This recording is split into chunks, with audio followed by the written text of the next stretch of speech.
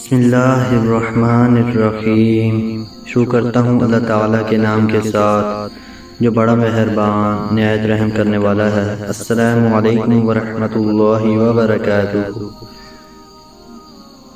हज़रत अबू हुरैरा रज़ियल्लाहु अन्हु बयान करते हैं कि रसूलुल्लाह सल्लल्लाहु अलैहि वसल्लम ने फरमाया, कोई मोमिन शोहर अपनी मोमिना बीवी से नफरत ना करे। अगर बीवी की कोई एक आदत उसे नापसंद है तो कोई दूसरी आदत पसंद होगी।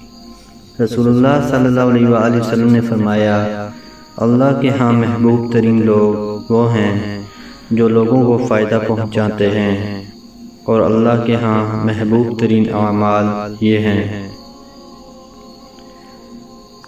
किसी मुसलमान को खुश कर देना, किसी के परेशानी को दूर कर देना, किसी का कर्ज अदा कर देना, किसी की भूख मिटा देना।